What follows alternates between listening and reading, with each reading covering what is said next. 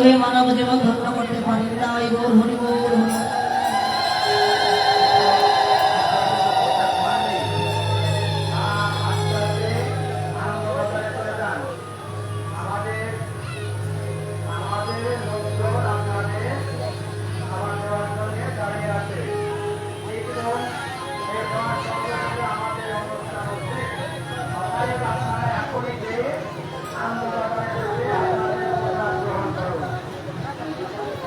রাধে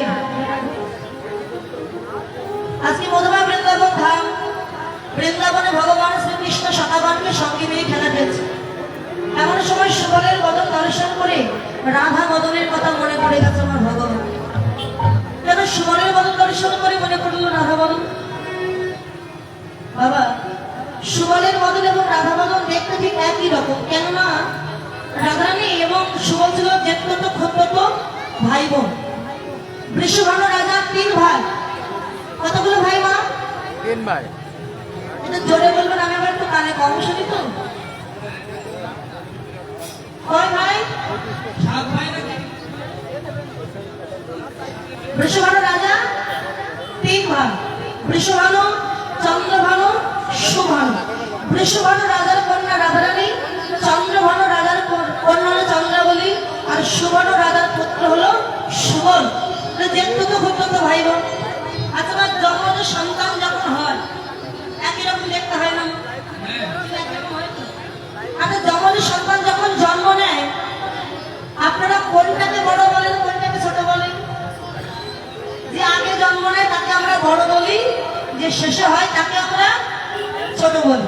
কিন্তু না, শাস্ত্র প্রমাণ দিলেন যে আগে হবে সে হলো ভাই, যে পরে হবে সে হলো দাদা বা বড়। যদি বলেন যে আগে জন্ম নেয় পৃথিবীতে সেই তো বড় ভাই, ছোট হলো কি করে সে? না, পৃথিবীতে যে আগে জন্ম নেবে মাতৃগর্ভ থেকে সে হলো ছোট ভাই, আর যে পরে জন্ম নেবে সে হলো বড় ভাই। কেন হলো? ধরুন আপনি গরমের দিনে বাজারে গেছেন তরমুজ কেনার জন্য, তো বাজারে গিয়ে বড় বড় দোকানে তরমুজ কিনেছেন। ভালো করে শুনবেন না, একটা থলের ভিতরে তরমুজ দোকানে নিয়ে তো বাড়ি আসতে হবে। থলে মানে ব্যাগ নিয়েছে, দোকানে তরমুজ কিনে আগে একটা তরমুজ ঢুকিয়েছেন, তারপরে আর একটা তরমুজ ঢুকিয়েছেন, নিয়ে বাড়ি এসেছেন। বাড়ি এসে আপনি কেটে সেবা করবেন। যে তরমুজটা আপনি আগে ব্যাগে রেখেছিলেন সেই তরমুজটাকে আপনি আগে বাহির করতে পারবেন? পারবেন না। কেন? আপনি পরে যে তরমুজটা রেখেছেন এই তরমুজ ওই তরমুজটাকে চাপা দিয়ে রেখেছেন। আপনি যেটা ব্যাগে আগে রেখেছিলেন এটা আগে বাহির হতে পারছে না, কেননা এই তরমুজটা ওকে চাপা দিয়ে রেখেছে। তাই এইটাকে আগে বাহির করতে হবে, তারপরে নিচেরটা বাহির করতে হবে। তাই শাস্ত্র প্রমাণ দিলে তত্ত্বদর্শী বলে মাতৃগর্ভে যে সন্তানের আগে জন্ম হয় সে নিচে চাপা পড়ে যায়, আর যে পরে যার জন্ম হয় সে ওই ওপরে সেই নিচের বাচ্চাটিকে চাপা দিয়ে রাখে।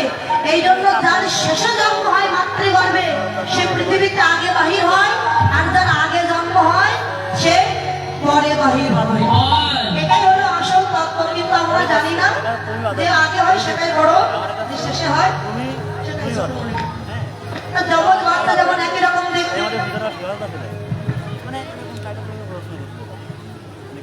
ধরুন আপনার মা মারা গেছে, আপনি কীর্তনে এসে অনেকদিন বাদে আপনার মায়ের মতো কাউকে দর্শন করেছে।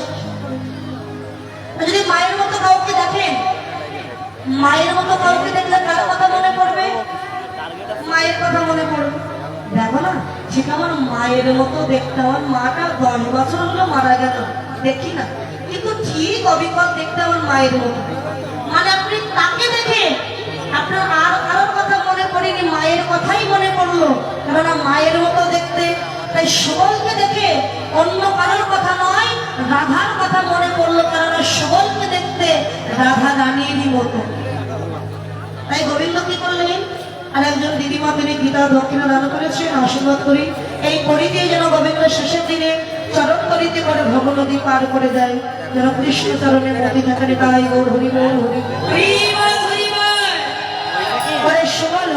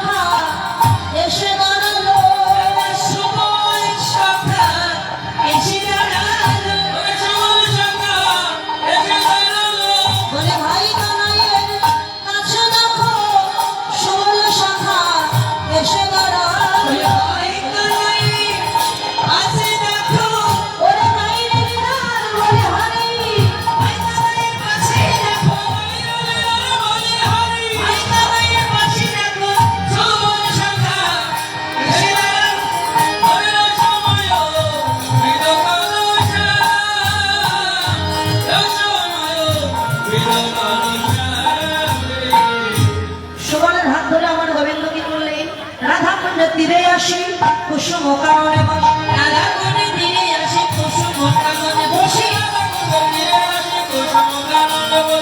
শোভা দেখে অতি অনুপম,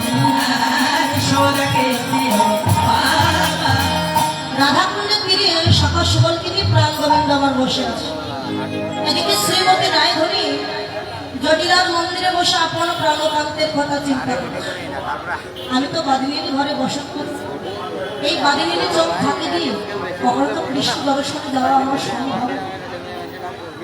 তাই রাধারানী একটা ফুলের মালা দেখেছি। আমরা তো মালা গাঁথি, কিন্তু রাধারানী দেখেছে কত পৃথক দেখো।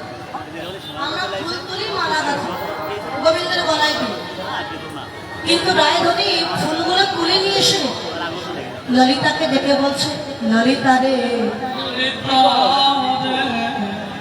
সব ফুল তো কৃষ্ণ সেবায় লাগে, সেবাই লাগে না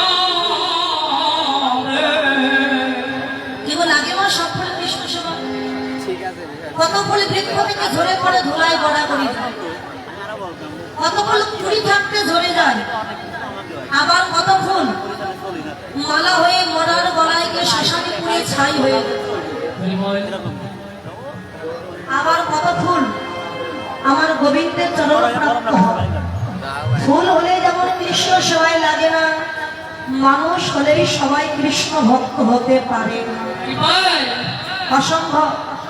মানুষ তিন প্রকার পাবো, দেব মানুষ, যাদব মানুষ আর মহামানুষ। জগতে মহামানুষ এবং দেব মানুষের সংখ্যাটা কমে গেছে, যাদব মানুষের সংখ্যাটা বেশি বেড়ে গেছে। এরা ভগবান মানতে চায় না, ভগবান বিশ্বাস করে। কিন্তু পাঁচতলা বাড়ি থেকে মিঠুন চক্রবর্তী লাভ মেরে ছুটছে, মরল না, এটা বিশ্বাস করে। খালি হাতে ঘুষি মেরে 50 জনকে মেরে ফেলছে, এটাও বিশ্বাস করে। কিন্তু ভগবান আছে এদের বিশ্বাস না, কেননা ভক্তির অভাব। ঘরে ঘরে গীতা পাঠ, তার ফল কেন ফলে না? একটি দেশলাই কাঠির বাড়িতে আগুন কেন জ্বলে? ঘরে ঘরে যে পরিমাণ গীতা পাঠ হচ্ছে, ভগবান পাঠ হচ্ছে, কীর্তন হচ্ছে, আগে হয়তো গ্রামে একটা হতো, আর এখন গ্রামে 3-4টে করে কীর্তন হচ্ছে, ভগবান পাঠ হচ্ছে, কিন্তু মঙ্গল হচ্ছে না। কেন? আমাদের ভক্তির অভাব। যেমন দেশলাই মানে ম্যাচ, আপনি একটা কাঠি দিয়ে দেশলাইকে বারবার ঘর্ষণ দেবেন, দেখবেন আগুন জ্বলবে না। কেন? কাঠির মাথায় যদি মশলা না থাকে মা, আগুন কি জ্বলে? শুধু কাঠিতে তো আগুন জ্বলবে না। ঠিক তেমনি এত কীর্তন হচ্ছে, ভগবান পাঠ হচ্ছে, কিন্তু মঙ্গল হচ্ছে না। কেন? আমরা কীর্তন দিচ্ছি ঠিক, কিন্তু আমাদের ভক্তির অভাব আছে। যদি কেউ ধর্মের পথে যায়, কৃষ্ণ ভক্ত হয়, আমরা অনেক আছে তাকে দেখে উপহাস করি, কি বলি, বড় ভক্ত হয়েছে, গলায় তুলসীর মালা দিয়েছে। আপনি যদি কাউকে দেখে বলেন দাদা জয় নিতাই, আপনি যখন জয় নিতাই বলবেন, আপনাকে দেখে সেই ভদ্রলোক বলবে, বড় তো জয় নিতাই বলছিস যে। কোন মা যদি একটু ভক্ত হতে চায়, পাশের বাড়ির মা তার স্বামীকে ডেকে বলে, ওকে শুনেছ, ওই পাশের বাড়ির মদনের বউ বড় কৃষ্ণ ভক্ত হয়েছে, বড় হরি ভক্ত হয়েছে, জানো? উপহাস করে, ক্রিটিসাইজ করে। ধর্মের পথে যেতে গেলে সবাই উপহাস করে, কিন্তু আপনি অধর্মিক হয়ে যান, কৃষ্ণ ভজন পথে যাবেন না, আপনাকে দেখে কেউ সমালোচনা করবে। সব জগতে সতের শত্রু বেশি, অসতের মিত্র বেশি। যাই না কেউ জ্ঞানের ধারে, সবে বাদর কেনে আদর করে, সব অসতীরে সতী কয়, সতীর লজ্জা জগতময়। দেখো সারের বেগুন খাচ্ছে ভালো, ডুমুর গজে নষ্ট হলো, দুধ খেয়ে হয় না খুশি, মদের দোকানে ভিড় বেশি। এইটাই হচ্ছে কলিযুগ। তাই ফুল হলেই যেমন কৃষ্ণ সেবায় লাগে না, মানুষ হলেই সবাই ভক্ত হতে পারে না। যাদের দেহ অহংকার আছে, তারা কোনোদিন ভগবানের কৃপা পাবে না। আকাশের চাঁদ পুকুরে দেখা যায়, তাই বলে কি সব পুকুরে দেখা যাবে মা? যাবে। কোন পুকুরে দেখা যায়? যে পুকুরের জল স্বচ্ছ সুনির্মল পরিষ্কার, ওই পুকুরে আকাশের চাঁদ দেখা যায়। কিন্তু যে পুকুরে কচুরি পানা ময়লা আবর্জনা ভর্তি, ওই পুকুরে কোনোদিন আকাশের চাঁদ দেখা যায় না। তাই দেহটা পুকুর, দেহ পুকুরে যদি অহংকারের কচুরি পানা থাকে, কোনোদিন আমার গৌর গোবিন্দ চাঁদের উদয় হবে না। হরি হরি হরি হরি বল হরি বল হরি বল। আমরা কলিহত জীব, আমরা যেই বিপদে পড়ি সেই ভগবানের কথা মনে পড়ে, কিন্তু যে বিপদ থেকে মুক্তি পেয়ে যায় আর মনে পড়ে। আমরা কি বলি, হে গোবিন্দ আমার ছেলেটা অসুস্থ, যদি সুস্থ হয়ে যায় মন্দিরে আমি 10 কেজি বাতাসা হরিণ লোক দেব। আমার মেয়েটা পরীক্ষায় বসেছে, ভালো রেজাল্ট করতে পারলে মন্দিরে 1000 টাকা দান করো। ভালোবাসা কোথায় দেখেছো না? যদি হয় তবে দেব, আর ভালো না হলে দেব। বলে আমরা যেমন স্বার্থ নিয়ে চলি, ভগবান কি স্বার্থ নিয়ে চলে? সত্যি যদি মিষ্টি মিষ্টান্নয় ভগবান সন্তুষ্ট হতে, যার মিষ্টির দোকান আছে সে দোকানের সমস্ত মিষ্টি দিয়ে ভগবানকে ডাকলেই তো ভগবান পেয়ে যেত। যার স্বর্ণকারের দোকান, সে দোকানের সমস্ত স্বর্ণালঙ্কার দিয়ে ভগবানকে সাজিয়ে রাখলেই তো ভগবান পেয়ে যেত। তাহলে স্বর্ণালঙ্কার নয়, মিষ্টি মিষ্টান্ন নয়, তার চরণে আত্মনিবেদন করে বাবা। এই ভক্তিটুকুই চাই ভগবান। তাই বিপদে পড়লে তাকে মনে করি, কিন্তু বিপদ থেকে মুক্তি পেলে তাকে আর কেউ আমরা মনে করি, সবাই ভুলে যায় তার। এটা আমার কথা নয়, এটা প্রমাণ দিলেন মহাভারতে। তাকিয়ে দেখুন, ভগবান শ্রীকৃষ্ণ যখন পঞ্চ পাণ্ডবের সঙ্গে 13 বৎসরে ছিলেন, 1-2 বৎসর নয় মাস, 13 বৎসর পঞ্চ পাণ্ডবের সঙ্গে ছিলেন। কুরুক্ষেত্রে যুদ্ধ হয়ে গেছে, যুধিষ্ঠির রাজা হবে। ভগবান দেখলেন এবার আমার চলে যাওয়ার সময় হয়ে গেছে। 1 পা 2 পা করে হস্তিনাপুর থেকে দ্বারকার দিকে রওনা হলো। যাচ্ছে কিন্তু যেতে পারছে না, কেন জানে? মনটা বারবার কেঁদে উঠছে পঞ্চ পাণ্ডবের জন্য।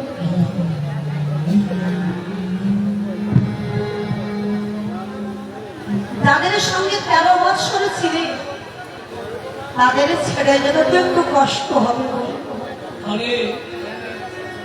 ভগবান যেতে পারছে,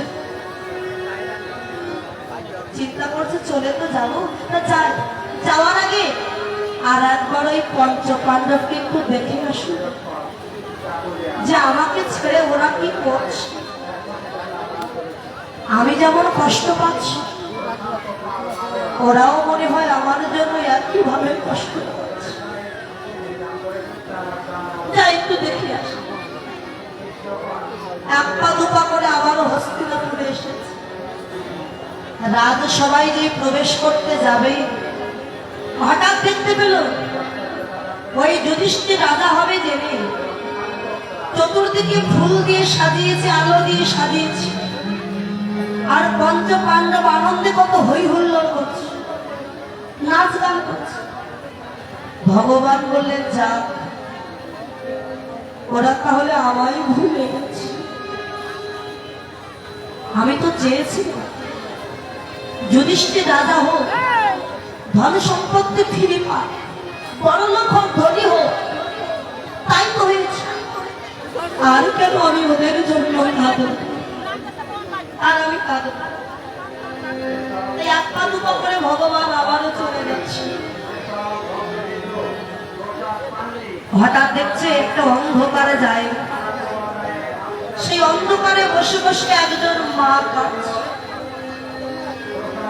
কৃষ্ণ গিয়ে যাচ্ছে, আর কেউ নয়, ওই পঞ্চ পাণ্ডবের মা দেবী কুন্তি বসে বসে কাঁদছে। কৃষ্ণ গিয়ে ডাক দিয়েছে, পিসি ও পিসি, তুমি অন্ধকারে নিরজনে বসে কাঁদছ কেন পিসি?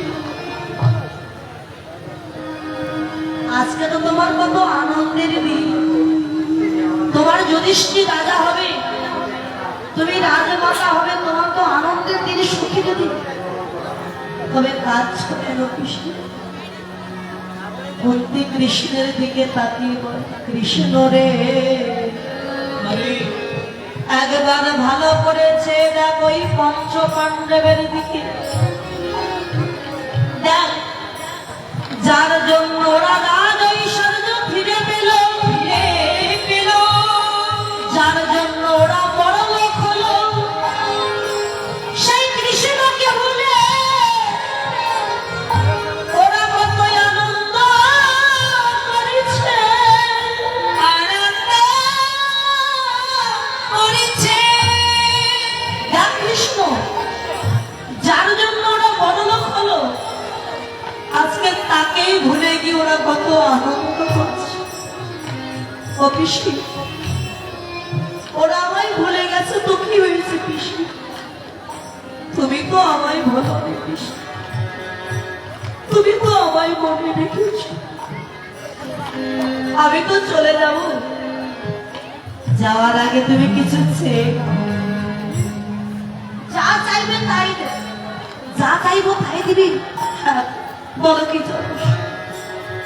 তবে মাথায় হাত দেখিস, দিয়েছি বলো দিয়েছি।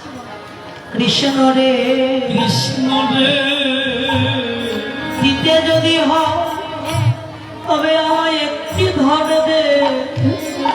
কি ধন জানিস? আমি যেন জনম জনম কৃষ্ণ বলে, আমি যেন কাঁদিতে, আমি কাঁদিতে পারি। আমি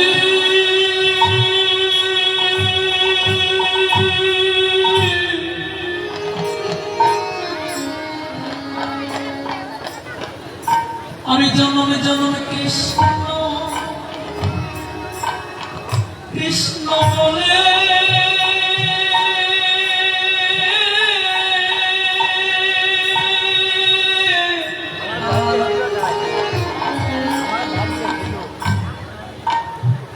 আমি কাঁদিতে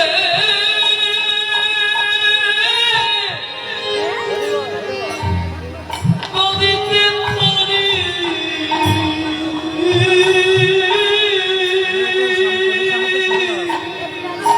আমি আর কোনো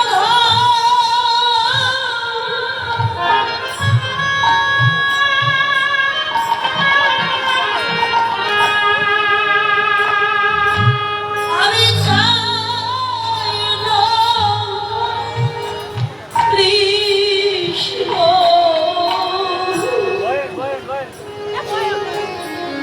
আমি যেন জনম জনম কৃষ্ণ বলে কাঁদিতে।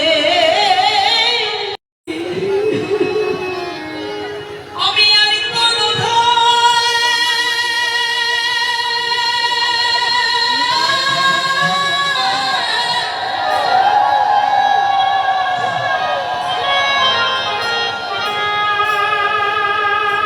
আমি আর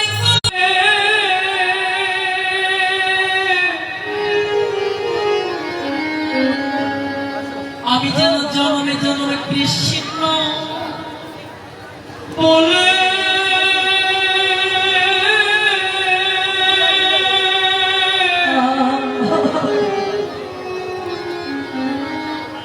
আমি কাঁদিতে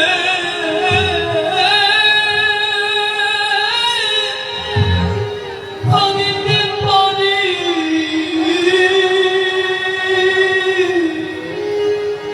ওরে আমি আর কোনো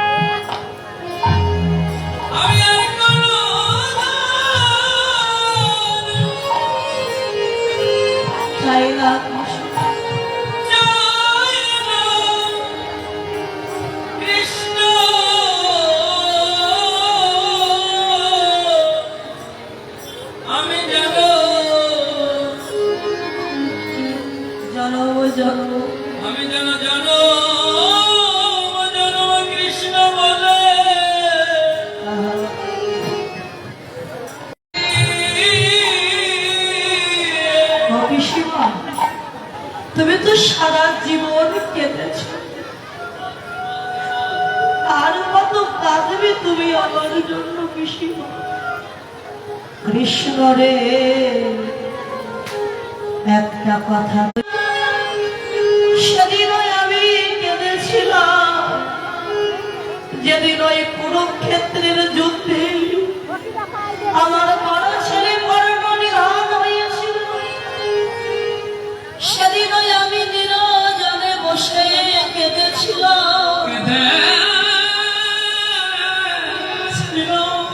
পিসিমা, তবে আর কেন কাঁদতে চাইছি তো? কৃষ্ণ রে, যখন আমার কেউ ছিল না তখন আমার কাছে আমার শুধু কৃষ্ণ চরণ ছাড়া হয়ে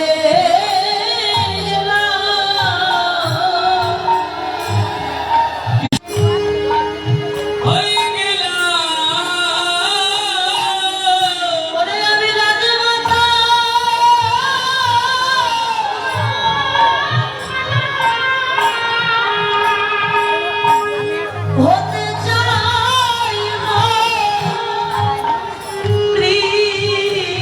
কৃষ্ণ, আমি কৃষ্ণ চরণ ছাড়া হয়ে গেলাম। আমি রাজমাতা,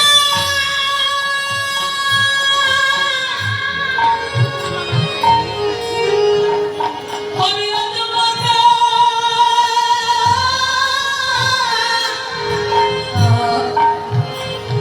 আমি বন্দী, আমি প্রতি চাই না।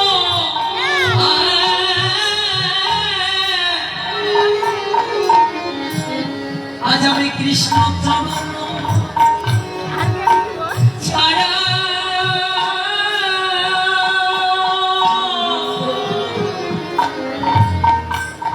আমি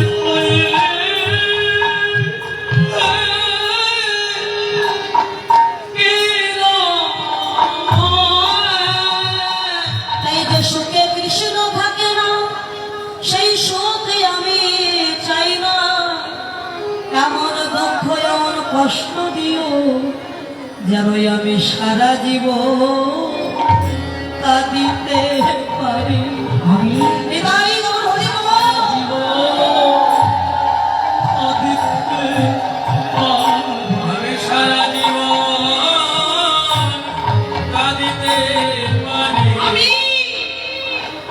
সারা জীবন কাঁদিতে পারি। আমি আর কোনো ভার চাই না কৃষ্ণ, যেন সারা জীবন আমি কাঁদিতে পারি। আমি আর কোনো চাই না কৃষ্ণ, আমি সারা জীবন কাঁদিতে পারি। তাই চাইতেই যদি হয় ভগবানের কাছে সুখ চাও না, দুঃখ চাও, কষ্ট চাও, কেন জানো? সুখে কৃষ্ণ থাকে না, দুঃখেই কৃষ্ণ থাকে। দুঃখ পেলে তাকে মনে করি, কিন্তু সুখ পেলে ভুলে যায়। তাই চাইতে হলে দুঃখ চাও, কষ্ট চাও। রায় ধরি ললিতাকে দেখে বলে, ললিতা, সব ফুল তো কৃষ্ণের সেবায় লাগে না, তাই প্রত্যেকটা ফুল তোরা পরীক্ষা করবে। আরে রাধে, ফুল আবার পরীক্ষা করবো কি করে? আমি আমার চোখের নিমিষ টেনে ধরবো। এ বলো, তোরা একটা করে ফুল আমার নয়নের মনির উপর দিয়ে টানতে টানতে নিয়ে যাও। যে ফুলে আমার নয়নের মনিতে দেখা লাগবে, সেই ফুলের মতো কাটাই আছে, ওই ফুলটি তোরা ফেলে দিবি। আর যে ফুলে আমার নয়নের মনিতে ব্যথা লাগবে না, ব্যথা লাগবে না। ওই ফুলটি তোরা যত্ন করে তুলে রাখবি। ওই ফুল দিয়ে আমার গোবিন্দের জন্য মালা গাঁথবো। তাই রায় ধরি সেই সুন্দর করে ফুলের মালা গেঁথে চুপটি করে বসে আছে জটিলার মধ্যে। এমন সময় বৃন্দা দেবী গিয়ে বলে, রাধে, তুই এমন আনমনা হয়ে বসে আছিস কেন? কি হয়েছে সখী রে? তুই তো জানিস আমি বাদিনীর ঘরে বসত করি। এই বাদিনীর চোখ ফাঁকি দিয়ে আমি কৃষ্ণ ভজনে যেতে পারি। আমার নয় কৃষ্ণ ভজনে যেতে মানা, কিন্তু তোর তো আর কোনো বাধা নেই। জানা সখী, এই মালাটা নিয়ে একবার আমার গোবিন্দের গলায় তুই পরিয়ে দিয়ে। বৃন্দাবতী বলে, রাধে তোর মালা নিয়ে বধুর গলায় পরিয়ে দেবো, তো গোবিন্দের কাছে যাওয়ার আগে একবার দে চরণে ধরি অধুলি তেরে ও শ্রীমতী দেবে চরণে ধরি ধরি রে অতি মতি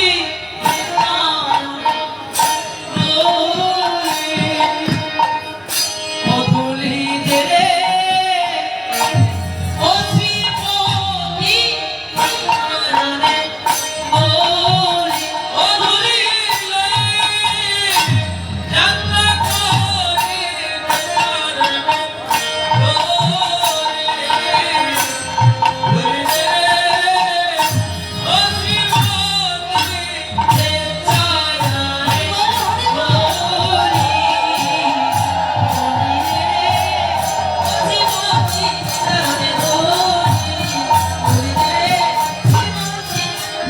চরণে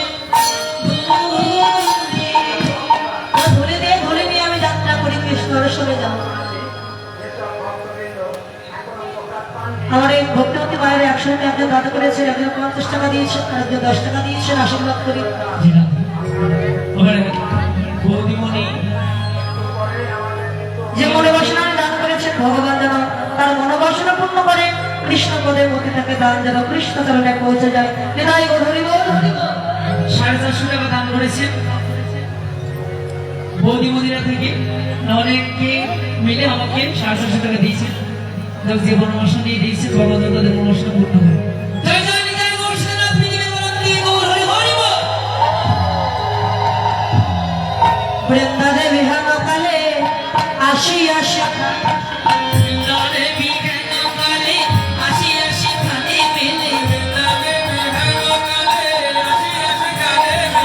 চম্পকের মালা মারে করি আগারে চম্পকের মালা করে করি আগারে চম্পকের মালা করে করি আগারে চম্পকের মালা করে করি আমার বৃন্দা দেবী এসে দাঁড়ালো। এসে দাঁড়ালো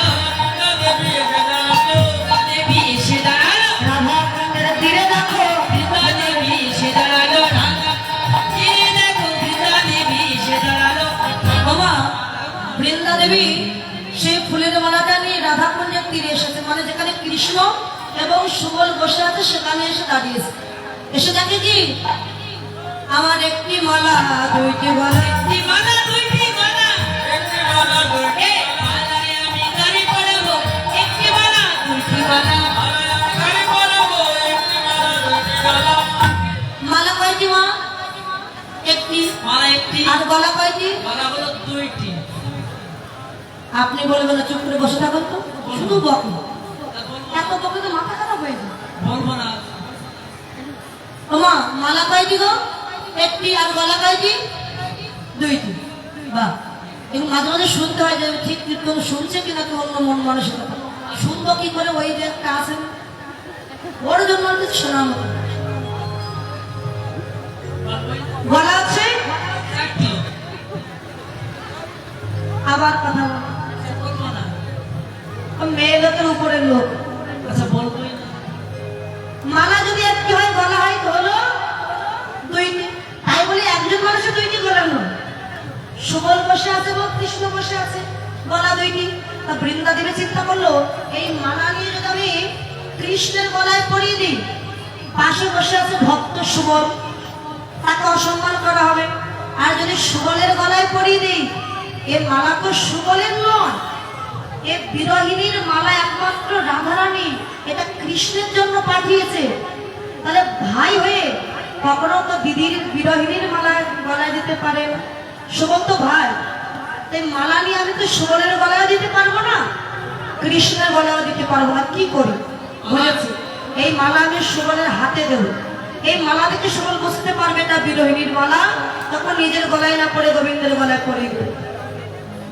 সুবলকে ডাক দিয়ে যাও, সুবল, সুবল, সুবল এসে দেয় যে আমায় ডাকছো?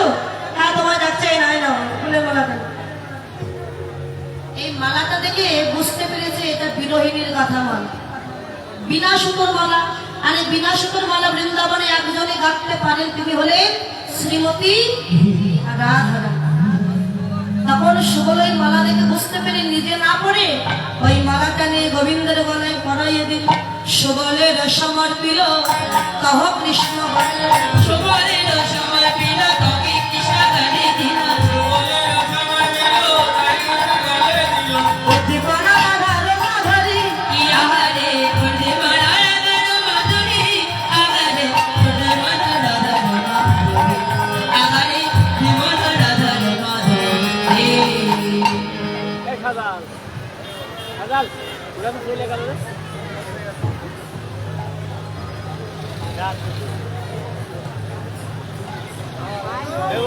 হরিবল। এখন মালা যাই না গোবিন্দের গলায় পরিয়ে দিয়েছে, প্রেমচারী ডেকে চাই অরুণ নয়নে ভাই, আবাস হইল সবই অঙ্গ অঙ্গ বিরোহিনীর মালা পরে আমার গোবিন্দের সর্বঙ্গ যেন অবাস হয়ে যাচ্ছে। আর জ্ঞান না। আস্তে আস্তে সুবলের হাত ধরে গোবিন্দ অজ্ঞান হল।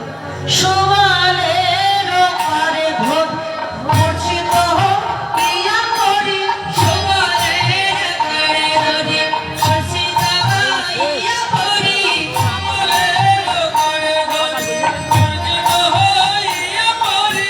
চিয়য়ানি দাসামৃন্দাতি আহা মরি,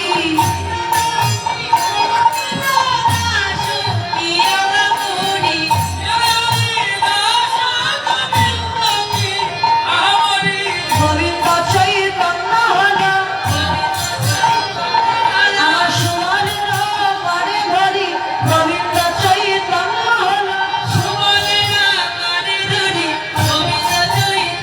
হল। সুবলের পর ধরে আমার গোবিন্দ আস্তে আস্তে অজ্ঞান হয়ে গেল।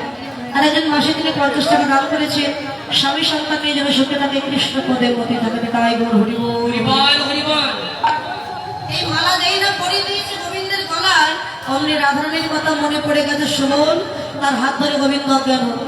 সুবল বোঝাই গেল, কি হয়েছে তো? এই তো একটু আগে তুই কথা বলছি, তাহলে আবার কি হলো? অমন করে তুই অজ্ঞান হয়ে গেলি ভাই, একবার কথা বল না, বল তোর কি হয়েছে? আহার শিব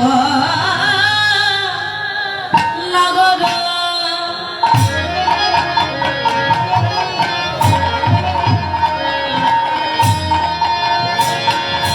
আর বিরাহে কাতর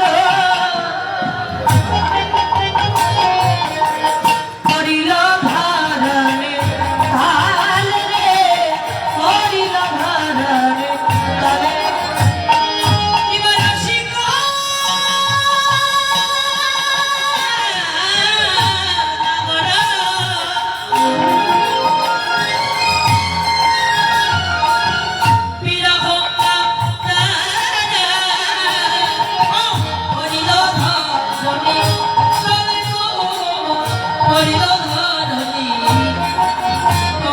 আর মরম জানিয়া হইয়া ব্যথিত হইয়া সুবল করিল বলে,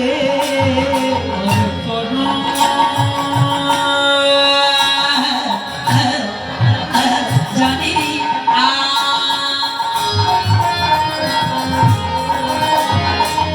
ব্যথিত হইয়া সুবলের করিল আজ বল বল কানাই তোর কি হয়েছে?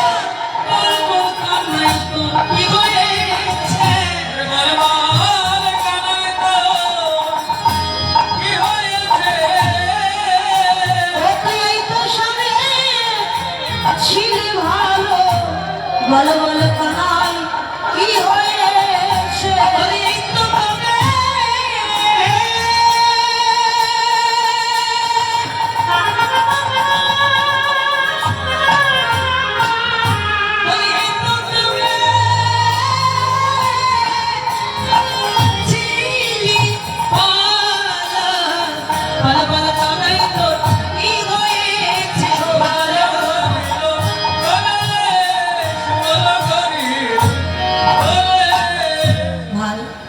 একবার কথা বল।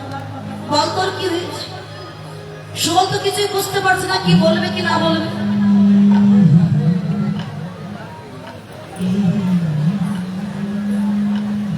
হরিবল। এই নিরোদামণি মহাশ্মশান কমিটির দাদা ভাইয়েরা, কাকু বাবু যারা আছেন, সাধুগুরু বৈষ্ণব ভক্তিমতী ভাইয়েরা আপনাদের দুয়ারে যাবে কালেকশনের জন্য। আর এই জায়গাটা দান করতে হয়, এই জায়গাটা দান করলে কখনো বিফল হয় না। শ্মশান ঘাট তো এই শেষ ঠিকানায়, এই ঠিকানায় আসতে হবে, এই জায়গাটা দান করুন। শেষের দিনে তোলা থাকবে আমার গোবিন্দের কাছে। আপনারা যে যা পারেন গোবিন্দের সেবার জন্য দান করবেন। দেখবেন আমার টাকার কথা বলেছি বলে কেউ যেন বলবেন নাই দিদি জায়গাটা রাখে সে একটু বাইরে থেকে ঘুরে আসে। অনেক জায়গায় এমন হয় মা, যে এই টাকা তোলার কথা বলা হয় তখন বলে দিদি জায়গা রাখে সে একটু বাইরে থেকে ঘুরে আসে। আরে আর বলিস নি। তাই গোবিন্দ সেবার জন্য দান করবেন, কেউ বই মুখ করবেন না। ও মা, আপনারা এই যে একটু একটু করে দান করছেন যাতে আগামী করে কীর্তন দিতে পারে। দাদারা বলছিলেন আগামী অষ্টকালী লীলা দেবে, মানে আজকে তো এক দলের কীর্তন হচ্ছে, আর সামনের বছর 3 দলের কীর্তন হবে। তাহলে আর 2 দল বেশি আপনাদের টাকার প্রয়োজন নেই। আপনাদের দান যাতে সামনের বছর কীর্তন আরো বড় বড় দিতে পারে, কীর্তন দিতে পারে, লীলা কীর্তন। আপনারা সেভাবে সাহায্য সহযোগিতা করবেন, দয়া করে কেউ কৃপণতা করবেন না। রাধে রাধে। মা একজন কৃপণ ছিল মা, টাকাটা দেবেন আর গল্পটা শুনবেন, কেমন? রাধে। একে শুনবেন না একটু হাত তুলুন। হরিবল হরিবল হরিবল। শুনবে না অনেকে। আমি প্রথমেই বলেছি এর কথা শুনবেন তো মরবেন। আমার হরিবল। ও এক কৃপণ ছিল মা, সে বাড়িতে একটা টিউবওয়েল বসিয়েছে এর মতো। এখন টিউবওয়েল বসিয়েছে মা, তা টিউবওয়েলে যখন জল খাওয়ার প্রয়োজন হয় তখন চাপে, আর অন্যান্য কাজ থালা বাসন ধোয়া বলুন, কাপড় ধোয়া বলুন বা স্নান করা বলুন, কোনো কাজ টিউবওয়েলে করে না। কেন জানেন? বেশি চাপলে যদি কলের অসার পড়ে যায় তখন আবার টাকা লাগবে। আসলে জলটা যখন খায় তখন একটু চাপ দেয় আর সমস্ত কাজ পুকুরে করে। এত কৃপণ। তাই কৃপণের আজকে একটা গামছা হারিয়ে গেছে। ও সে গামছা আবার 3 জায়গায় ছেঁড়া। কৃপণের গামছা হারিয়ে গেছে, মাথায় হাত উঠে গেছে, সর্বনাশ। এখন আমি 1 বছর গামছাটা ব্যবহার করতে পারতাম, গামছাটা হারিয়ে গেল, কি করব? তাই গামছার টাকা আমাকে তুলতেই হবে যে করে হোক। একটা গামছার দাম অন্তত 120 টাকা, একটা গামছার দাম। কৃপণ চিন্তা করছে আমি মাসে মাসে চুল দাড়ি কাটি, 20 টাকা করে খরচ হয় বা 20 টাকা করে আমার খরচ হয়। আমি যদি 6 মাস চুল দাড়ি কাটা বন্ধ করে দিই তাহলে আমার কত টাকা জমলো? 6 মাসে কত গেলো? 120 টাকা। গামছার দামটা আমার উঠে যাবে। দেখুন, বিশ্বাস না দেখুন, ও চুল দাড়ি দেখুন। এখন 6 মাস যদি চুল দাড়ি কাটা না হয় তাহলে চুল দাড়ি তো লম্বা হয় স্বাভাবিক। এই পর্যন্ত লম্বা হয়েছে, চুলগুলো বড় বড় হয়েছে। তা কৃপণ গেছে নদীতে স্নান করতে, গিয়ে দেখছে নদীর ওই পাশে একজন যদি প্রকৃত সাধু, সাধুদের দেখবেন চুল লম্বা হয়, দাড়ি লম্বা হয়, তো সেই সাধু স্নান করছে। তখন এই কৃপণ দেখছে যার যেমন ভাব সে তেমনই তো নেব। কৃপণ দেখছে আমি 6 মাস চুল দাড়ি কাটি না, তাই এই গামছার জন্য 6 মাস চুল দাড়ি কাটি না, গামছা হারিয়ে গেছে, তাই তো চুল দাড়ি এত লম্বা হয়েছে। আর ওই লোকটা এতটা চুল দাড়ি লম্বা হয়েছে, নিশ্চয় বড় কিছু হারিয়ে গেছে। বলছো ও দাদা, তোমার কি কম্বল হারিয়ে গেছে নাকি গো? সাধু বলছে কেন? তুমিও বুঝবে না, তোমার চুল দাড়ি লম্বা হয়েছে তো তাই বললাম, তোমার কি কম্বল হারিয়ে গেছে? এখন বলে বাড়ি চলে এসেছে। কৃপণের বউটা বলছে এই যে শুনছো, শুনছো, জীবনে তো সারা জীবনে কৃপণতা দান করে গেলে, যাও আজকে একটু গঙ্গা স্নান করে এসো, গঙ্গা স্নান করে পাপ থেকে মুক্তি পাওয়া যায়। তা বউটা এত করে যখন বলছে, কৃপণ আবার তার বউকে খুব ভালোবাসে। তা বলছে ঠিক আছে তুমি যখন বলছো আমি যাবো। ওমা হিসাব করে দেখলো তার বাড়ি থেকে গঙ্গায় যেতে আপ ডাউনে গাড়িতে খরচ হবে 50 টাকা, ভ্যানে হোক রিক্সায় 50 টাকা যাতায়াত খরচ আছে। তা কৃপণ বলছে 50 টাকা খরচ করে আমি গঙ্গা স্নান করতে যাবো? যাবো। তা বউটা বলছে আমি এত কৃপণতা দিলে হয়, যাও না। ঠিক আছে কিন্তু তুমি যখন বলছো গঙ্গা স্নান করতে যাবো, তবে গাড়িতে করে যাবো না, হেঁটে যাবো। তবে আমি একা যাবো না, বাড়িতে যেটা ছাগলের বাচ্চা আছে ওই বাচ্চাকে সঙ্গে নিয়ে যাবো। কেন? ঘাস খাওয়াতে খাওয়াতে নিয়ে যাব, আর ঘাস খাওয়াতে খাওয়াতে বাড়ি আনবো, তাহলে আমারও কাজ হয়ে যাবে, ওরও পেটটা ভরে যাবে, দুইজনে কাজটা হয়ে যাবে। তা ছাগলের বাচ্চাটিকে নিয়ে ঘাস খাওয়াতে খাওয়াতে গেছে। ছাগলটাকে একটা গাছের সাথে বেঁধে স্নান করতে যাবে গঙ্গায়। কৃপণ চিন্তা করছে এর আগে তো গঙ্গায় কখনো স্নান করিনি, তা কোনো নিয়ম ঝুম আছে কিনা দেখি, ওরা কেমন ভাবে স্নান করছে, আরো ভক্তরা স্নান করছে। ওমা এখন দেখছে কৃপণ অন্যান্য ভক্তরা যখন স্নান করছে ওই ঘাটে পান্ডা বসে আছে, মানে গঙ্গার ঘাটে নবদ্বীপের পান্ডারা বসে আছে। এক একজন করে ভক্ত স্নান করে আসছে, আর দক্ষিণা স্বরূপ 501 টাকা করে তাদের কাছ থেকে নিচ্ছে। কৃপণ বলছে কি, একটু স্নান করবো তাই 501 টাকা দিতে হবে? দরকার নেই, 50 টাকার জন্য আমি গাড়িতে উঠে আসি, আর সামান্য স্নান করে আমি 500 টাকা দেবো? আমার দরকার নেই, বাড়ি যাবো। আবার চিন্তা করছে বাড়ি গেলে বউটা যদি বলে স্নান করেছো, তা মিথ্যা কথা বলবো কি বলে, ওকে তো আমি খুব ভালোবাসি। তা যাক, আশেপাশে কোনো ঘাট দেখি ফাঁকা আছে কিনা, যেখানে কেউ নেই। এখন আশেপাশে খুঁজতে খুঁজতে খুঁজতে খুঁজতে দেখতে পেল একটা ঘাট, সেই ঘাটে কেউ নেই, ফাঁকা। সেটা হলো গঙ্গার ঘাটে শ্মশান ঘাট, মানে ওই ঘাটটা ফাঁকা, শ্মশান ঘাট, ওখানে কেউ যায়। তা কৃপণ চিন্তা করতে এই তো শ্মশান ঘাট, এখানে কেউ নেই, এখান থেকে নদীতে নেমে স্নান করে উঠে চলে যায়।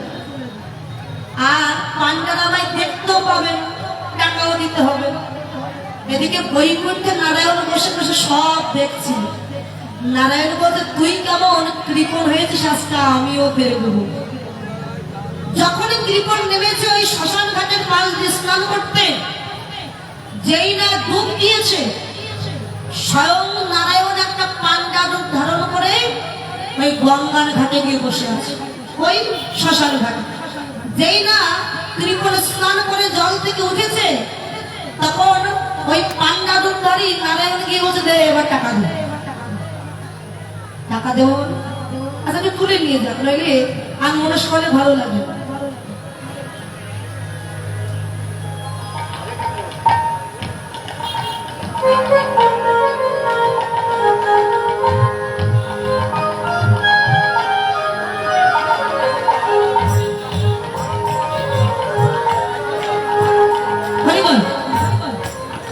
এবার ভগবান বলছে, পান্ডা রূপে ভগবান বলছে দে এবার 1002 টাকা তুই দে।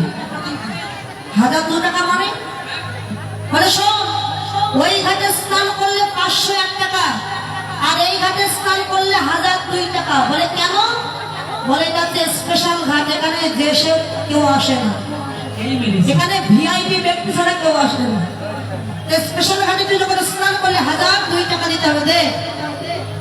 কৃপণের তো মাথায় হাত উঠে গেছে, সর্বনাশ, এখন কি করবো?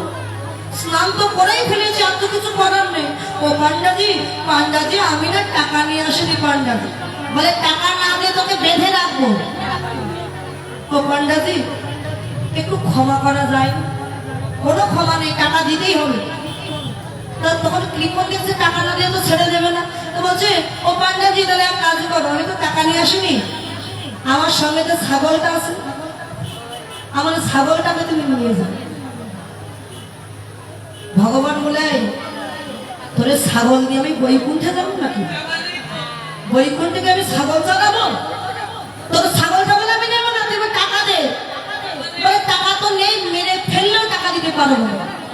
তবে একটা উপায় আছে। কি উপায়? তুমি যদি আজকে আমাকে ছেড়ে দাও, আমি অন্য একদিন তোমার টাকাটা শোধ করে দেবো। তখন ভগবান পাণ্ডারবি ভগবান বলছে অত সহজ নয়, তোকে ছেড়ে দেবো। ছেড়ে দিতে পারি, তবে তোর বাড়ির ঠিকানা লিখে দিয়ে যাবো। কোথায় তোর বাড়ি, কোন জায়গায় গেলে তোর বাড়ি পাবো, তোর বাড়ি আজকে তোকে ছেড়ে দেবো, 1 সপ্তাহ পর তোর বাড়ি আমি যাবো, তুই আমার টাকাটা দিয়ে দিস। ঠিক আছে পাণ্ডাজি। কৃপণ চিন্তা করছি এ যাত্রায় তো বেঁচে গেলাম, এখন নাম ঠিকানা লিখে দিয়ে বাড়ি চলে গেছে। কৃপণ ভাবছে 1 সপ্তাহ হয়ে গেছে, পাণ্ডা বোধহয় আসবে না। কিন্তু ওদের ভগবান তার সঙ্গে পাল্লা নিলে কি হবে? ভগবান বলছে আজ আমিও দেখবো যে কেমন কৃপণ হয়েছে। কৃপণ এবং তার বউ বসে আছে বারান্দায়, হঠাৎ দেখছে ওই পাণ্ডা আসছে। কৃপণ দেখে বুঝতে পেরেছে বউটাকে দেখবো, যাই বউ ওই আসছে একটা ভদ্রলোক, দেখছিস ওই রাস্তায়। ওই ভদ্রলোক হচ্ছে পাণ্ডা। ওই গঙ্গা স্নান করেছিলাম, এই ঘটনা ঘটেছিল, আমার কাছে 1002 টাকা পাবে। এসে যদি জিজ্ঞাসা করে তোর স্বামী কই, তুই এক কথায় বলবি আমার স্বামী খুব অসুস্থ, এখন তখন অবস্থা। এখন তখন মানে এখন তখন হয়ে যেতে পারে যে কোনো সময়, এখন তখন অবস্থা আজকে দেখা হবে। এখন বউকে ভালো করে অভিনয় শিখিয়ে দিয়ে ও ঘরে গিয়ে শুয়ে পড়েছে। পাণ্ডা যখন এসে বলছে অমুকের বাড়ি, হ্যাঁ। বলে তুমি কে? আমি তার স্ত্রী। আরে মা, তোর স্বামী কই? তোর স্বামীর কাছে যে আমি 1002 টাকা পাবো। কৃপণের বউ তখন অভিনয় করতে শুরু করেছে। বাবা আর বলো না বাবা, আমার স্বামীটা খুব অসুস্থ, 10 বার বাইরে বাথরুমে গেছে, মানে এখন তখন অবস্থা হয়তো আর বাঁচবে না, একদম বিছানা সহ্য হয়ে গেছে। বলে মা আমি তো টাকা পেতাম না। বাবা অন্য একদিন এসো বাবা, আজকে দেখা হবে না, তুমি আজকে আর দেখা করো না, অন্য একদিন এসো। ঠিক আছে যখন বলছিস আর একদিন আসবো। কৃপণের বাড়ি থেকে ভগবান চলে গেছে, সামনের সপ্তাহে ভগবান আবার আসছে পাণ্ডার উদ্ধার। কৃপণ যেতে এই পাণ্ডা তো আমায় জ্বালিয়ে খেলো, এখন কি বলি? এই এই বউ, এই পাণ্ডা দিকে এসে বলে তোর স্বামী কোথায়? তুই এক কথায় বলবি আমার স্বামী আর নেই। নেই মানে চলে গেছে ওপরে, নেই মানে নেই বলি। এই সিঁদুর মোছ, সিঁদুরটা একটু মুছে দিয়েছে, চুলগুলো খুলে দে। হ্যাঁ, এখন পাণ্ডা এসে যেই দাঁড়িয়েছে আর কৃপণ তাড়াতাড়ি করে ঘরে গিয়ে শুয়ে পড়েছে মরার মতো। পাণ্ডা এসে বলে মা কিরে তোর স্বামী কই? বউটা ছুটে গিয়ে একবারে পায়ে আছাড় খেয়ে পড়েছে। বাবা আর বলো না, সর্বনাশ হয়ে গেছে আমার। কি হয়েছে মা? তোর স্বামী কই? আর নেই। নেই মানে দেখতে পাচ্ছ না সিঁদুর মোছা, হাতে শাখা ভাঙা, বুঝতে পারছো না? কি বলছিস মা, তোর স্বামী মারা গেছে? বলে হ্যাঁ স্বামী মারা গেছে, কিন্তু ভগবান তো জানে ওর স্বামী মরেনি। ভগবান মনে মনে বলছে রে আজকে আমিও দেখবো তুই কত দূর যেতে পারিস। তা বউটা কান্নাকাটি করছে বলে তো পাণ্ডা বলছে দেখ না তুই কাঁদিস না, পৃথিবীতে যে একবার আসে সে তো চলে যায়, এটাই তো বিধির বিধান, তা কান্নাকাটি করিস না। তোর তো আপন বলতে কেউ নেই, তোর স্বামী ছাড়া, স্বামীটাও মরে গেল। আমি দেখছি আমি একটা পুরুষ মানুষ, যখন এসেই পড়েছি তোর স্বামী যখন মারা গেছে তাকে একেবারে পুড়িয়ে তারপরে আমি বাড়ি যাব। বউটার চোখ তখন বড় বড় হয়ে গেছে। বাবা একটু দাঁড়া বাবা, আমি তো ঘরের ভিতর থেকে আসছি বাবা। ছোট্টে ছোট্টে বউটা স্বামীর কাছে গিয়ে কানে কানে গিয়ে বলে হ্যাঁ গো পাণ্ডা তো বলছে তোমাকে পুড়িয়ে তারপরে বাড়ি যাবে, কি করবো? তুই শুধু অভিনয় কর, তার পরবর্তীতে যা করতে আমি করবো, তোর যেটা করতে হবে সেটা কর। তো বউটা কাঁদছে, ঠিক আছে বাবা তাহলে তাই করো। এখন ভগবান গ্রামের লোকজনটাকে বাঁশ কেটেছিল, একটা খাটিয়া বানিয়েছে, কৃপণকে খাটিয়ায় তুলেছে, তুলে তাও কৃপণ কিছু কথা চুপ করে পড়ে আছে। একটা দড়ি দিয়ে বাঁধছে, মানে মরা বাঁধছে। বাঁধার সময় ভগবান ওই কৃপণের পেটের কাছ থেকে নিয়ে দড়িটা নিয়ে মানে শক্ত করে টান দিচ্ছে, যাতে পেটের লাগলেই ব্যথা লাগবে তখন কথা বলবে। এত শক্ত করে বাঁধছে, তাও কিছু বলে না। এখন কাঁধে নিয়ে বলো হরি হরি বল বলতে বলতে শ্মশানে এনেছে, শ্মশানে এনে সীতাই তুলে দিয়েছে, তাও কিছু বলে না। গ্রামের লোকজন আগুন নিয়ে যাচ্ছে মুখে দিতে। ভগবান দেখছো, এ যদি মুখে আগুন লাগিয়ে দেয়, এই শোনো শোনো শোনো শোনো, এখন আগুন দিব না, তোমরা একটু এক পাশে দাও তো। বলে কেন? না ও তো মরে গেছে, তাই আমি শেষবারের মতো ওর কানে একটু কৃষ্ণ নাম দিয়ে আসি, তোমরা একটু এক পাশে দাও। গ্রামের লোক এক পাশে দাঁড়িয়েছে। আরে পান্ডা, ভগবান রূপী পান্ডা, তিনি ওই যে ভগবান, তিনি কানের কাছে গিয়ে বোঝায়, কৃপণের কানের কাছে গিয়ে বোঝায়, তোর কি ব্যাপার রে, তুই কি চাস, বল কি চাস তুই? তখন কৃপণ এক চোখে তাকিয়ে বলছে, তুমি আমার 1000 টাকা ছেড়ে দাও, আমি এক্ষুনি উঠে বসছি। মানে তুই টাকা দিবি না? বলে না, ওরে তোর টাকা দেওয়া দরকার, তুই উঠে আনবা না, তুই উঠে। এমনই কৃপণ কিন্তু আছে, হরিব। তাই ভগবানের জন্য আমি কৃপণতা করলে হবে না, কেমন হরিব। ওটা তো গল্প শুরু বোঝানো হবে। জয় রাধে। এবার যখন প্রাণ গোবিন্দ অচেতন হয়ে গেল, সুবল তখন চিন্তা করলো প্রাণ গোবিন্দের চৈতন্য ফিরাতে হবে, চোখে মুখে জলের ছিটা দিতে হবে। কিন্তু কি করে দেবো, আমার কাছে তো কোনো কিছু নাই। নিজের বসনটা ভিজিয়েছে, ওরে বসন ভিজাইয়া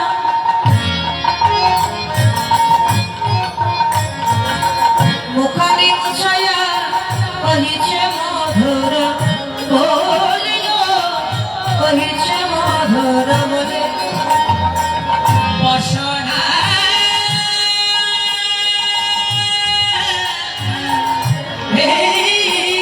জয়া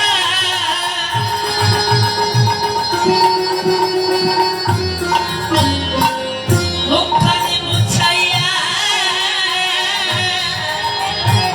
কহিছে মধুর বলে গো, কহিছে মধুর বলে। আর চন্দ্রিতে আসি রাধা কুঞ্জে বসি, অচেতন কেন হইলে, রাধা কুণ্ডে বসি অচেতন কেন হইলে।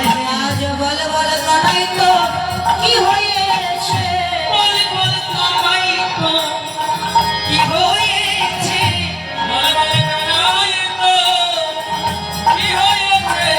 তুই এই তো শুনে ছিলে ভালো, বল বল কানাই তো কি হয়েছে, বলে এই তো শুনে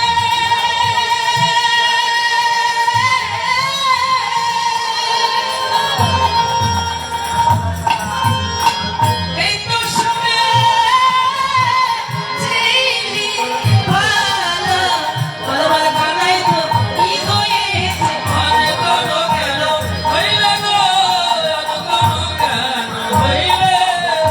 একবার কথা বল না ভাই, তোর কাছে আমরা ঋণী আছি। যেদিন বনে আগুন লেগেছিল, তুই আমাদের প্রাণ দিয়েছিলি। কালীদহের বিষ জল পান করে প্রাণে মারা গিয়েছিলাম, সেদিনও তুই প্রাণ দিয়েছিস। তুই যা বলবি তাই শুনবো, শুধু একবার কথা বল। কিন্তু কানাই কোনো কথা বলছে, বেশ কথা বলবি না, তাহলে প্রাণ আমি আর রাখবো। রাধাকুণ্ডে জলে ঝাঁপ দিয়ে প্রাণ আমি বিসর্জন দেব।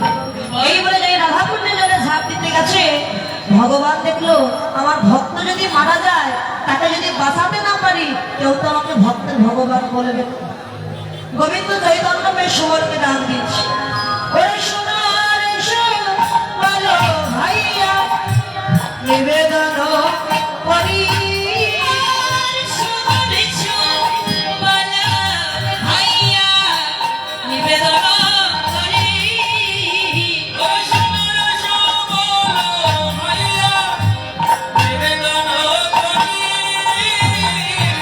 কহিতে বসিয়া লাজ না কহিলে মরি, আরে কইতে বাজিয়া লাজ না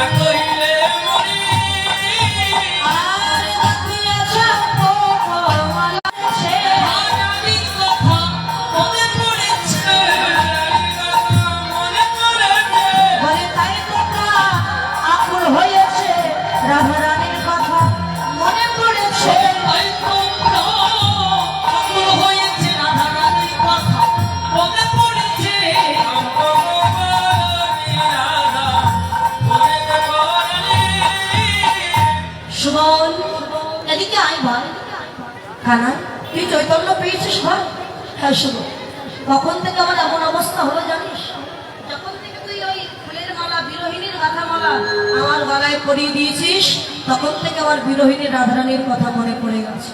যাবটে আশ্রয় ধরে জটিলা মন্দিরে, বিষম সংকট স্থান কি বলিব তোরে। কি বলিব তোরে? যদি মিলাইতে পারে আনিয়া তাহারে, তাহারে হইব তোমার দাস এ জনমে। এই জনম ভাই, যদি আমার দুঃখ কষ্ট তুই দূর করতে চাস, তুই এক্ষুনি আমার রাধারানী কিনে দেখ। আচ্ছা সুবল বলে তুই তো বলছিস রাধাকে আমি এনে দেখাবো, কিন্তু রাধার তো জটিলার মন্দির আছে, সেখানে ভীষণ বিপদ, ওখানে যাওয়া তো সম্ভব না।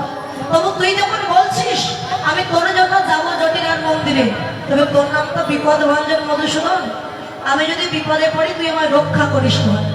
এই বলে সুবল যাচ্ছে কেমন ভাবে, সচত রসবালপা ঘনবতী ধাও।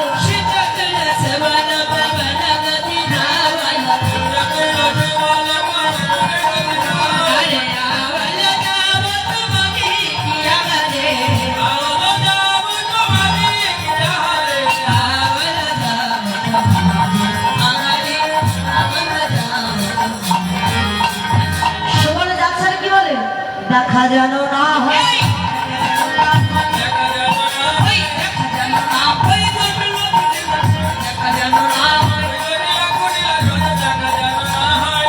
দেখা যেন না হয় তার সঙ্গে গো, জটিলা এবং কুটিলা।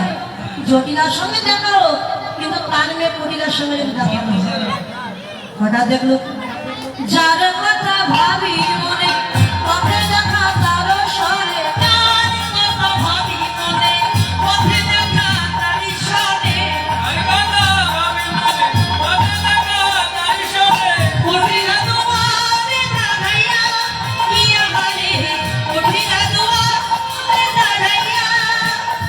যেন বাহিনী ও প্রেমে বলয়া আগিনী দাঁড়ায়, ওই হঠির দিকে হইবে বলে মাথিনি দাঁড়ায়। উঠিলা দুয়ারে দাঁড়াইয়া, আগানে দুয়ারে দাঁড়াইয়া। কুটিলা ধরে এমন করে দাঁড়িয়ে আছে, দেখে মনে হয় বাঘিনী দাঁড়িয়ে আছে, হরিণ ধরবার জন্য বাঘিনী দাঁড়িয়ে আছে। তো সুবল কুটিলাকে দেখতে পেলাম, কিন্তু কুটিলা দেখতে পাই। সুবল অন্য পথ দিয়ে চুপি চুপি ঘরে যাচ্ছে। এমন সময় জটিলার সঙ্গে দেখা হলো। জটিলা বলছে, "এই সুবল,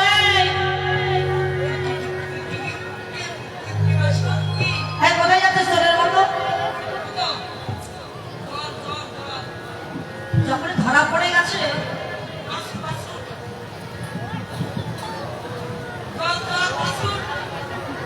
ধরা পড়ে গিয়ে জটিলাকে দেখে বলছে, "ও মাসিমা, জানো ওই গতকালকে আমার না ধবলে গায়ের কমলে বাঁশুরিটা হারিয়ে গেছে।"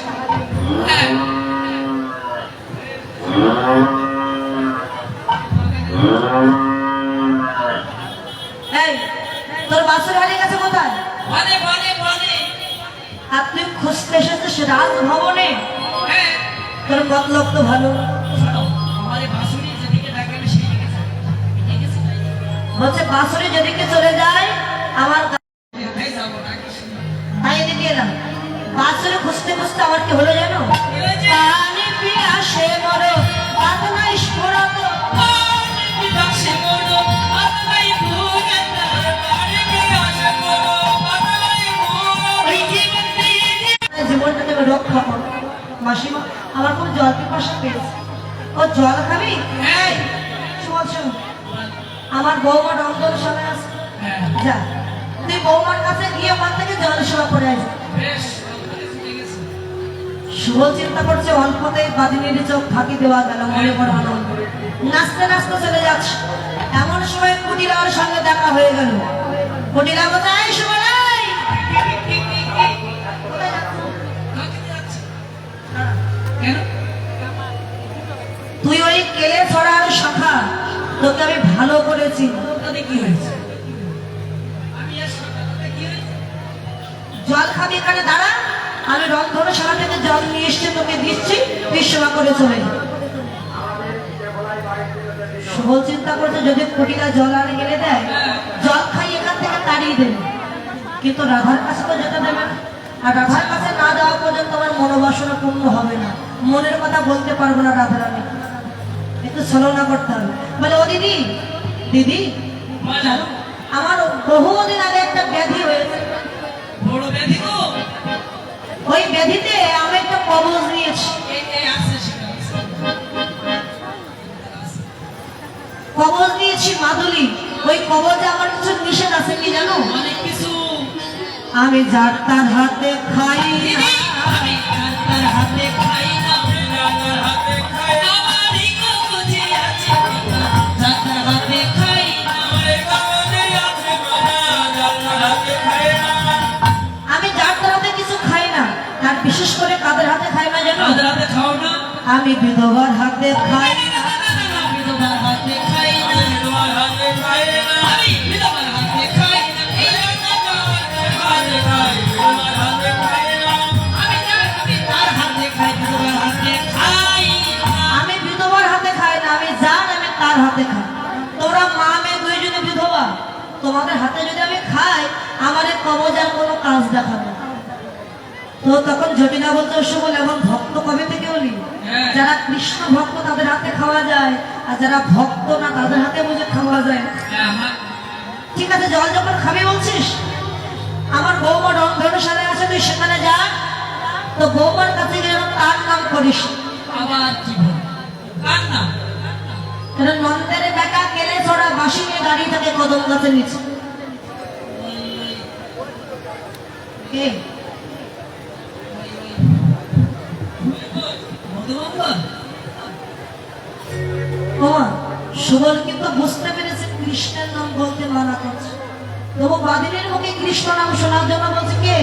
বটু? আরে না, বাসি নিয়ে দাঁড়িয়ে থাকে কদম গাছের নিচে। মধুমঙ্গল? আরে না রে, আরে মাধব? ও শিবা, আমি তো বুঝতে পারছি না, তো তুমি একটু আকার ইঙ্গিতে বলো না, আমি দেখে বুঝতে পারি কিনা। আচ্ছা বলো। আচ্ছা আকার ইঙ্গিতে বলতে তুই বুঝে নে, শোন। হ্যাঁ। ওই অমরে ডালে কাহা ডাকে, কাহা কাহা সরে,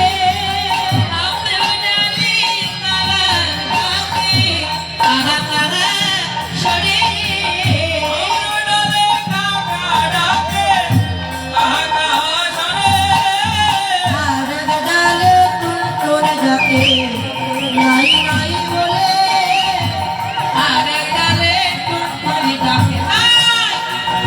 বলে, জগবিও অরণ সুমন,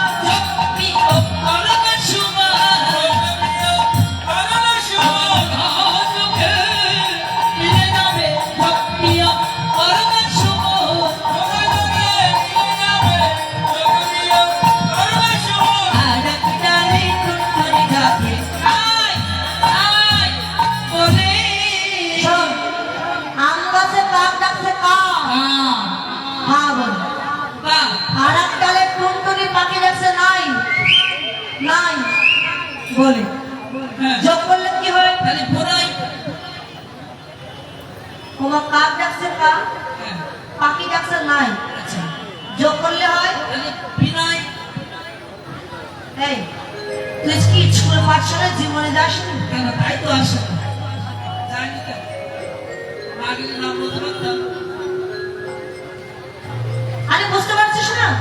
কি ওরে কা, আ আর ওদিকে নাই। নাই খালি ভোলাই সুবল বলছে দেখো মাসিমা, আমি তো গোয়ালার ছেলে, স্কুলে পাঠশালায় আমি জীবনে কখনো যাই, আমি তো যোগ বিয়োগ জানলে লেখাপড়া জানি না, তা তুমি আমার একটু কানে কানে বলে দাও না। কানে কানে বলবো, শোন। বলো কৃষ্ণ হ্যাঁ কৃষ্ণ কৃষ্ণ, জোরে আহ বাদিনীর কর্ণে, বাদিনীর বদনে কৃষ্ণ নাম কত সুমধুর, আবার একটু শুনতে পারলে ভালো হতো। ও মাসিমা, ফিসফিস করে কি বলতে আমি শুনতে পাচ্ছি না। ওই ঘটে গিয়ে ধেনু ফেরাতে পারিনি বলে বলরাম দাদা আমার কানের শিঙার বাড়ি মেরেছে। সেদিন থেকে কানে কানে ভালো করে শুনতেও পায় না, একটু জোর করে বলো না। তখন তো জটিলার খুব রাগ হয়ে গেছে। জটিলা রেগে গিয়ে তাদের উপর তাপ দিয়ে বোঝায়, কার নাম করবি না জানিস? যেন কৃষ্ণ নাম করিস না।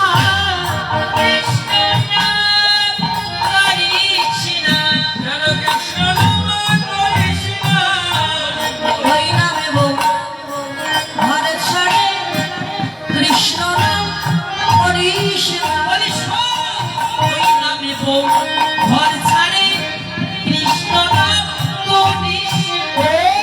কৃষ্ণ কৃষ্ণ তাই বল। আসতে বল, সবাই শুনে ফেলবে। আচ্ছা ঠিক আছে মশামা, কৃষ্ণ নাম করবো না, এবার যাই বলে যা। রন্ধনশালায় গিয়েছে রায়ধনে বসে বসে কাঁদছে। মন্দিরে তোর অর্ধ বন্ধ অর্ধ খোলা রেখে সুবলকে দেখে রাধারানী বলে, সুবল রে ওরে আইসো রে সুবল, পরাণের ভার পেটিয়া পড়ব দেখা গো, পেটিয়া পড়ব দেখা।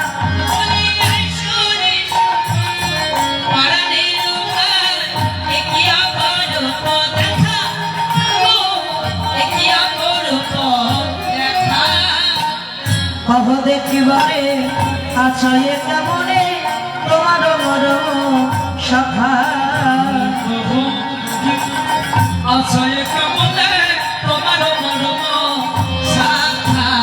বলো কেমন আছে আমার প্রাণ বন্ধুয়া,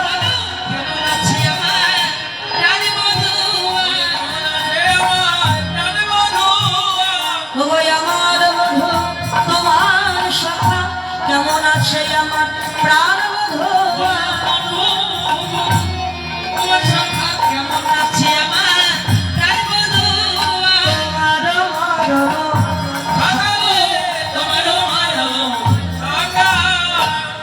জানিস ভাই, যখনই হইতে শীতের সহিতে বাড়িতে মন বেল,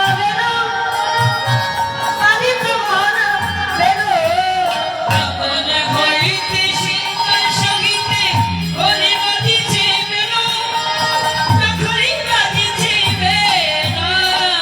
কথার কথা মনের বিপদ ভাবিতে ভাবিতে কইল,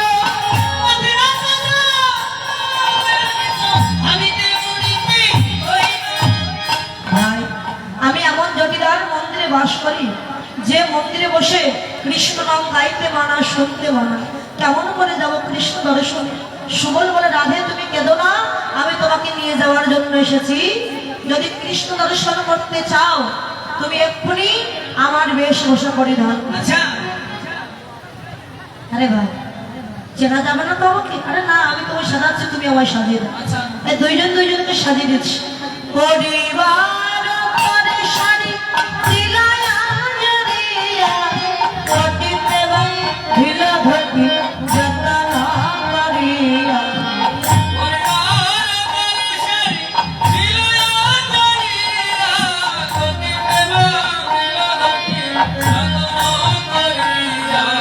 ঘরের কঙ্কন দিল সুবলের হাতে, নিজ করে অবরিবার ভিয়া দিল মাঠে।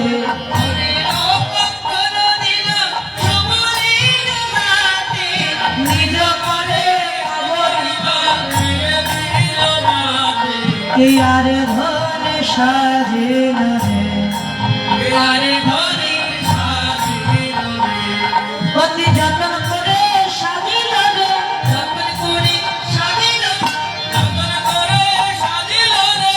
দর্শনে যাবে বলে যত্ন করে সাজিল রে। আমার আই ধনে বিনোদিনী,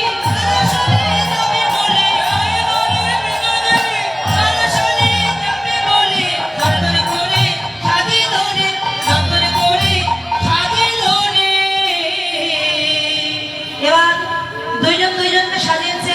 সুবলের রাখালিয়া বেশ রায়ধনী পরিধান করেছে, আর রাধারানী নিজে বেশ সুবলকে পরিয়ে দিয়েছে। শাড়ি পরে দিয়েছে, মাথায় ঘোমটা দিয়েছে, হাতে চুড়ি পরেছে, কপালে সিঁদুর দিয়েছে। সুন্দর করে সেজে নিয়ে আমার সুবল বসে আছে। আর রায়ধনী বলছে, দেখ তো ভাই সুবল, আমাকে চেনা যাচ্ছে কিনা? না রাধে, মনে হচ্ছে তুমি সেই সুবল আর আমি হলাম রাধা। ভাই, আমার বুঝে যাওয়া হলো না। কেন জানিস? নারীর সব লুকানো যায়, কিন্তু যুগল পয়োধর তো লুকানো যায়। এই পয়োধর বুঝে আমার কৃষ্ণ সেবার বাদী হয়। সুবল বলে রাধে চিন্তা করো, যোগমায়া মাকে স্মরণ করো, যোগমায়া একটা উপায় বাহির করে দেয়। যোগমায়া মাকে স্মরণ করলে যোগমায়া মা একটা বাছুরি এনে দিয়েছে। রাধে, এই বাছুরিটা করে নিয়ে তুমি যাও, তোমাকে আর এসে না যাবে। তাই বাছুরিটা বক্ষে নিয়ে রায় ধরে যাচ্ছে, এমন সময় জটিলার সঙ্গে দেখা হয়ে গেল। জটিলা রাধারানীকে দেখে সুবল ভেবে ডাক দিয়েছে, এই সুবল, কি জল খেয়েছিস? জল খেয়েছি, বাছুরি পেয়েছিস? মাছিরও পেয়েছি। কোথায় পেলি? ওই যে কলা বাগান। ও, কলা বাগানে। রাধারানী দেখলো আমার শাশুড়ি যখন চিনতে পারলো না, চরণ একটু প্রণাম। যেই প্রণাম করেছে, জটিলা রাধারানীর মাথায় হাত দিয়ে বলে, বাবা সুবল, তুই যে মনোবাসনা নিয়ে যাচ্ছিস, মা কালী তোর মনোবাসনা যেন পূর্ণ করে। আমি তাই তো চাই। রাধারানী ভাবলো, আমার গুরুজন, আমার শাশুড়ি আশীর্বাদ দিয়েছে, অবশ্যই খুলবেই। তা বাছুরি বক্ষে নিয়ে যাচ্ছে, দাদা বাবা, আমার আয়াত তো কালী ভক্ত, একটু মা কালীর নাম গাইতে গাইতে আচ্ছা, সবাই মিলে। রায়ধনী ভাবলো, আমার বধুর নাম শ্যাম আর মা কালীর নাম শ্যামা, তা দুইজনের নাম একেবারে বলা হবে আমার। তা বাছুরি বলে নিয়ে যাচ্ছে শ্যামা মায়ের নাম গাইতে গাইতে, আমার স্বামীর নাম শ্যামা মায়ের নাম, আমার স্বামীর নাম শ্যামা মায়ের নাম। আমার স্বামীর নাম শ্যামা মায়ের নাম, আমার স্বামীর নাম শ্যামা মায়ের নাম, আমার স্বামীর নাম শ্যামা মায়ের নাম, আমার স্বামীর নাম শ্যামা মায়ের নাম। শ্যামা মা, শ্যামা মা, আমি শ্যামা মা, শ্যামা মা, শ্যামা মা, আমি শ্যামা মা, শ্যামা মা, শ্যামা মা, আমি শ্যামা মা, শ্যামা মা, শ্যামা মা, আমি শ্যামা মা।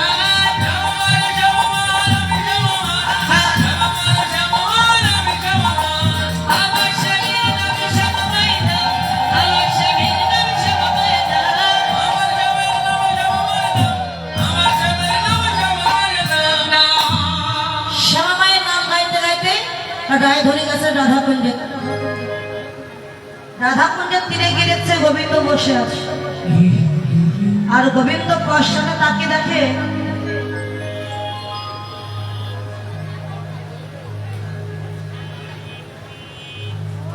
রাধাকুঞ্জের তীরে বসে দেখতে সুবল চলে আসছে, কিন্তু যে রাধা এটাকে তো চিনতে পারে।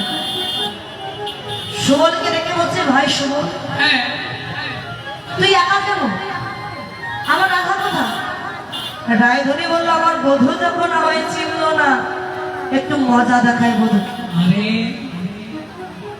দেখো ভাই কানাই, তুমি বলেছিলে আমাকে জটিলার মন্দিরে যেতে, ভাবিয়া গিয়েছিলাম আমি চন্দ্রাবলীর ভবনে। তুমি যদি বলো আমি চন্দ্রাবলীকে আনতে পারবো, কিন্তু রাধাকে আনা আমার পক্ষে সম্ভব নয়। বলো না, আমি রাধাকে চন্দ্রাবলীকে আনবো?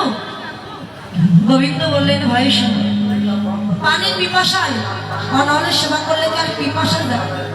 আমার জল পিপাসা পেয়েছে, এখন যদি আমি আগুনে সেবা করি, আমার পিপাসা যাবে না। তা রাধার আসার কথা ছিল, রায়ধনী যখন এলো না, এই প্রাণ আমি আর রাখবো না।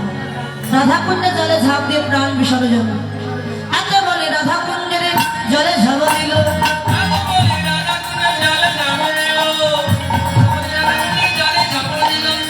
শরীরে দিয়া ধনী বধূ করে দিল।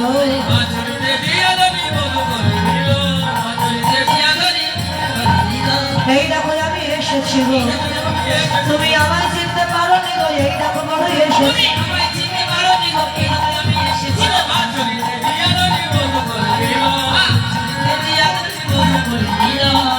বধূ, তুমি আমায় চিনতে পারো? এই দেখো আমি তোমার রাধারানী। গোবিন্দ তাকে দিচ্ছে, সত্যি এটা রাধারানী। তা রায়ধনীকে পেয়ে গোবিন্দ বুকে জড়িয়ে ধরে অনুনয় বিনয় করে মনের সমস্ত কথা বলছে। এদিকে জটিলার মন্দিরে বসে আছে কে মা? কে বসে আছে? মাথায় ঘোমটা দিয়ে সুবল বসে আছে রাধা বেশে। চিন্তা করলো, আয়ানের জন্য রান্না করার সময় হয়েছে, রান্না করতে হবে কি করে। শাকেতে সুপতা দিল অকলেতে ঝাল আই শাকেতে সুপতা দিল অমলেতে ঝাল শাকেতে সুপতা দিল অমলেতে ঝাল বড় মনে রাধিতে সুমনা মনে মনে বরণে রাধিতে সুমনা রাধিতে ভালো রাধিতে ভালো রাধিতে ভালো রাধিতে ভালো ওই না বড় মনে নারায়ণ সেবা দিবে বলে রাধিতে ভালো সেবা দিবে বলে রাধিতে ভালো বড় মানে ফরম দেয়া রাধিতে সুমনা মনে বরণে রাধিতে সুমনা শাকে দিয়েছে শুক্ত অম্বলেতে ঝাল অম্বল মানে কি মা টক বা চাটনি টকে দিয়েছে 1 কিলো ঝাল এটা তো চলে আর পরমান্ন মানে পায়েস বা মিষ্টান মিষ্টান্ন পায়েসে দিয়েছে ফোড়ন ফোড়ন দিয়ে রান্না করছে এখন চলে তো ভাত রান্না করতে হবে না আপনার সাথে শুকনো হাঁড়িতে চাল দিয়েছে জাল দিল না হাঁড়িটা উনানের উপর তুলে দিয়ে সরা দিয়ে জাল দিয়ে দিচ্ছে আচ্ছা জাল দিতে দিতে যখন চালগুলো গরম হয়ে গেছে হাঁড়ির ভিতরে চটপট করে ফুটছে সুবল মনে মনে বলতে নাই আমি বলেছিলাম বিপদে পড়লে তুই রক্ষা করিস তাই বিপদে পড়েছি কানাই আমার রক্ষা করবার জন্য হাড়ির ভিতরে এসে লুকিয়েছে তাই তার চরণের উপর রুনো ঝুনো তালে বাজছে যেই না সরাটা তুলে দিয়েছে চালগুলো চটপট করে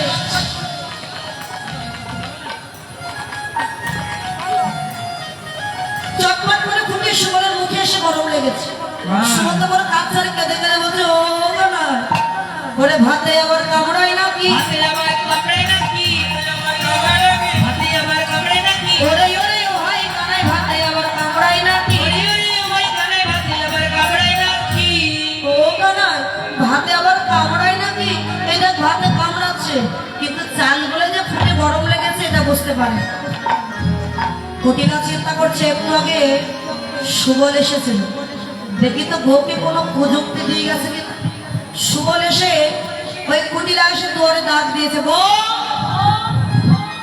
ওমা সুবল তো রাধা বেশ ধারণ করে বসে আছে কিন্তু নারীদের গলায় কথা বলবে কি করে যতবার যাচ্ছে বউ ঘুমটার আড়াল থেকে সুবল তখন বলে হু ও হু সর্বনাশ করেছে মা ও মা আরে শিগগির এসো আমি কতবার বললাম ওই সুবলকে বইয়ের সঙ্গে দেখা করতে দিও না দেখো সুবলের সঙ্গে কি প্রযুক্তি দিয়ে গেছে বইয়ের হু হু রোগে ভরেছে কুকুরকে ধরেছে কুকুরকে ধরেছে যে আমার গায়না কথা কুকুরকে ধরেছে ওরে আমার গায়না কথা কুকুরকে ধরেছে জটিলাকে ডাক দিয়েছে বউ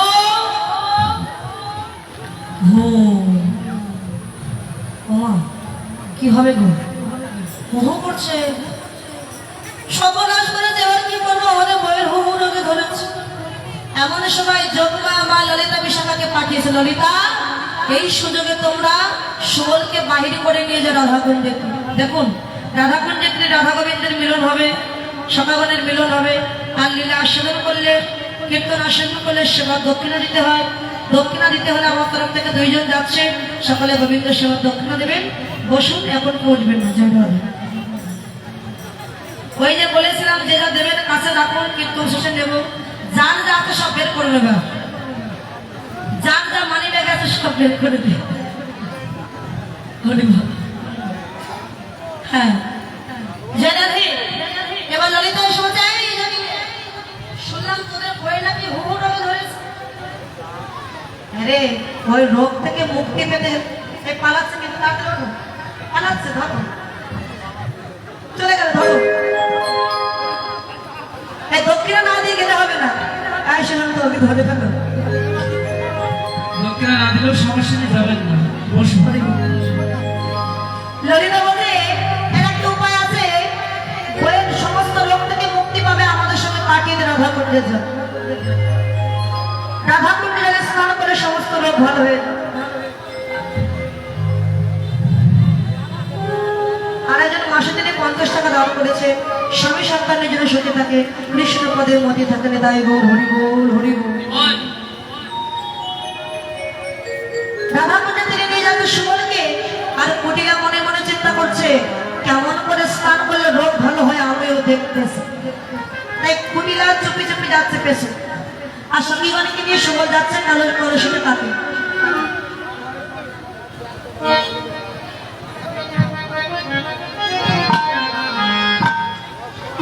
কাগরি তাকে নিয়ে যাচ্ছে সে।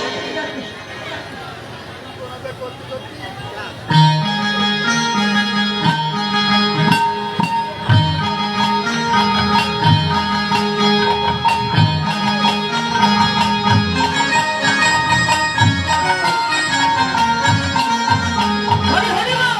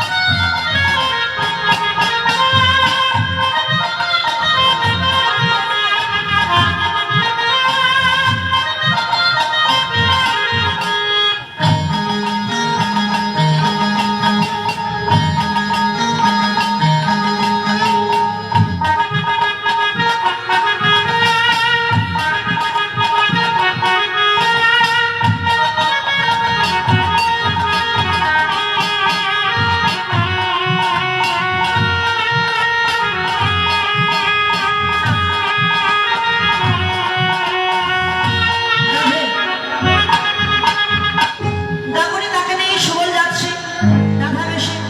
রাধা কুণ্ডের তীরে গিয়ে যখন দাঁড়িয়েছে, এখন প্রকৃত যে রাধা সে তো সুবল বেশে, আর সুবল হলো রাধা বেশে। রায়ধনী বলে ভাই সুবল, তুই তো বর্তমানে রাধা বেশ ধারণ করে আছিস, রাধা বেশে আমার গোবিন্দের বাম পাশে একটু দাঁড়া, আমরা যুগল দর্শন করি। কৃষ্ণের বাম পাশে গিয়ে সুবল দাঁড়িয়েছে, সেই যুগলটা দর্শন করে আমার রায়ধনী জল নিয়ে অন্য পথ দিয়ে ঘুরে ফিরে গেছে। আরে কৃষ্ণের বাম পাশে যখন রাধা দাঁড়িয়ে আছে, মানে সুবল রাধা বেশে, কুটিলারে এসে দেখছে সর্বনাশ, এমন ভাবে তাহলে রোগ ভালো হয়, তারাও মজা দেখাচ্ছে। ছুটতে ছুটতে যশোমতির কাছে গিয়ে বলে, এই যশোমতি, তুই প্রত্যেকদিন বলিস তোর গোপালের কোনো দোষ নেই, আয় হাতে হাতে প্রমাণ দেব তোর গোপালের দোষ আছে কি। যশোমতিকে নিয়ে রাধাকুণ্ডে তীরে এসে রাখি, সত্যি ওই কৃষ্ণের বাম পাশে রাধা দাঁড়িয়ে আছে। বাবা সুবল, এই যে বাবা কানা, তুই রাধাকে নিয়ে কেনই এমন খেলা খেলতে শুনে। মা বিশ্বাস করো, এটা আমার সবার সুবল, এটা রাধা নয়। প্রত্যেক দিনে সুবলকে রাধা সাজে আমরা এমন খেলা করি।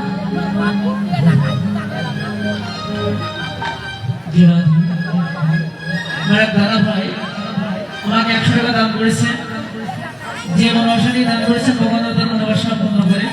জয় জয় নিতাই গৌর শ্রীনাথ বিধিনাথ হরি হরি বল।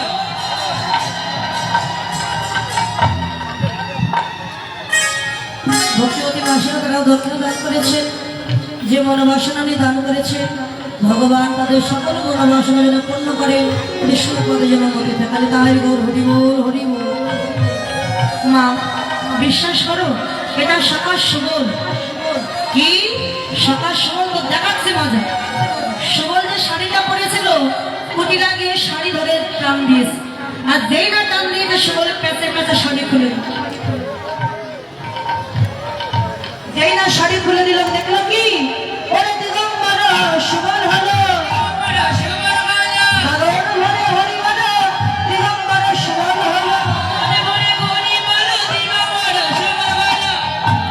দিগম্বর হয়েছে সুবল।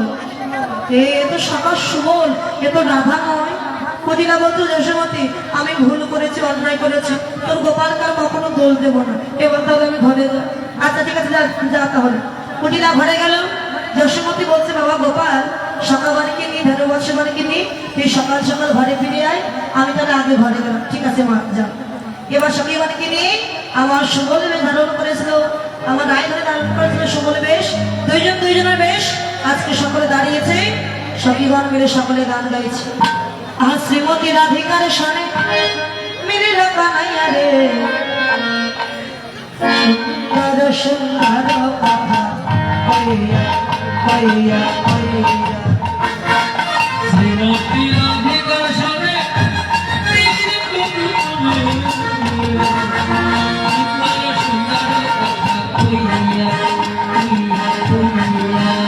ওরে ময়ূর বলে আই ময়ূরী,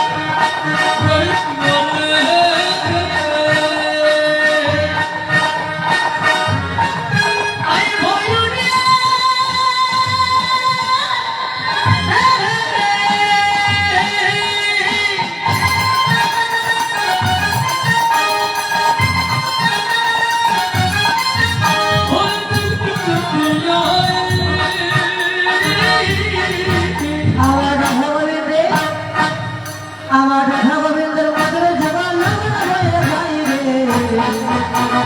সুন্দর সুন্দর কথা কইয়া কইয়া কইয়া, শ্রীমতী রাধিকার সনে সুন্দর সুন্দর কথা কইয়া কইয়া কইয়া, ওরে অষ্ট সখী নৃত্য করে।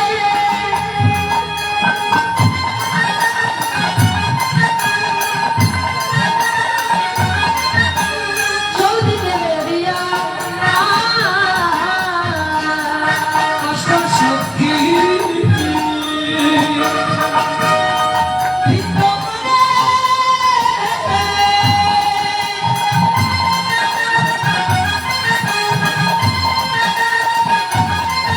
আরে ঘুরিয়া ঘুরিয়া,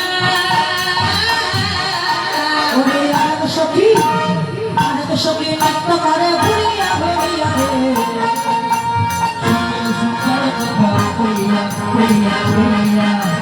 শ্রীমতী রাধিকার সনে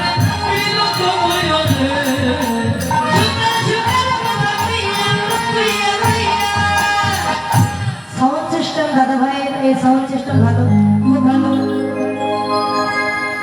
আশীর্বাদ করি প্রত্যেকটি কীর্তন আসনে গিয়ে অনুষ্ঠানে গিয়ে আমার সাউন্ড সিস্টেম দিয়ে যেন ভক্তদের আনন্দ দিতে পারে, ওনার জন্য আশীর্বাদ করে নিয়ে তাই বল হরি বল হরি বল। আর ভক্তি যেন আশীর্বাদ করি শুধু যেন এই বৎসর নয়, প্রতি বৎসর বৎসর যেন এই আঙ্গিনার মাঝে কমিটি দাদা ভাইরা সাধুগুরু বৈষ্ণবের বাজার দিতে পারে, ভক্ত সেবা দিতে পারে, ভক্ত চরণ ধরে যেন অঙ্গে মানতে পারে, তাই বল হরি বল হরি বল। জগৎ দিগম্বর সুবল হলো,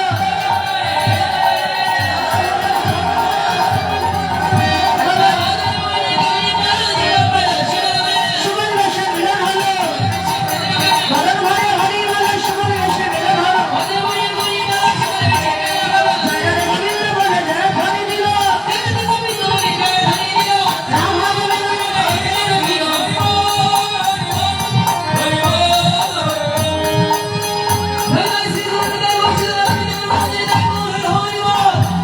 গ্রামের মঙ্গলাতে হরি হরি বল, সাধুগুরু বৈষ্ণবতে হরি হরি বল, পঞ্চাঙ্গের বৈষ্ণবের দর্শন ভাই বচা প্রতিদান ভবনে বল, সর্বস্বরে ভাই নমঃ।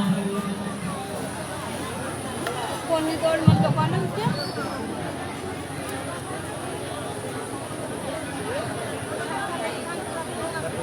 বাবু একটু তাড়াই দিন। যেসব ভক্তবৃন্দ প্রসাদ পাননি তাদের অনুরোধ করছি তারা যেন আনন্দ বাজারে চলে যান। আমাদের এই আনন্দ বাজার একটু পরেই বন্ধ হয়ে যাবে। যারা প্রসাদ পাননি, এই লীলা কীর্তনে মগ্ন ছিলেন, প্রসাদ পাননি, ক্ষুধার্ত আছেন, তারা এই মুহূর্তে আনন্দবাজারে চলে যান। এখনো আমাদের আনন্দবাজার চলছে, এরপর বন্ধ হয়ে যাবে। আপনাদের অনুরোধ করে বলছি এখনই চলে যান।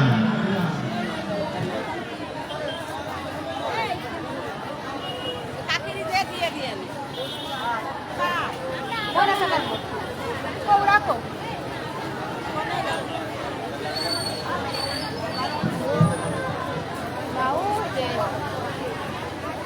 দিঘির সঙ্গে দেখা হয়নি। হ্যালো সুধী দর্শক মন্ডলী, লীলা কীর্তন পরিবেশন করলেন কুমারী আশালতা মণ্ডল সাতক্ষীরা। সুধী ভক্তবৃন্দ, আমাদের সঙ্গে থাকার জন্য শশারপাড়া নীরদামণি মহাশ্মশান কমিটির পক্ষ থেকে সবাইকে অনেক অনেক শুভেচ্ছা। আর আমাদের কমিটি ভাইরা প্রত্যেকেই আমাদের অফিসে এসে দেখা করবেন, তারপরে বাড়ি যাবেন।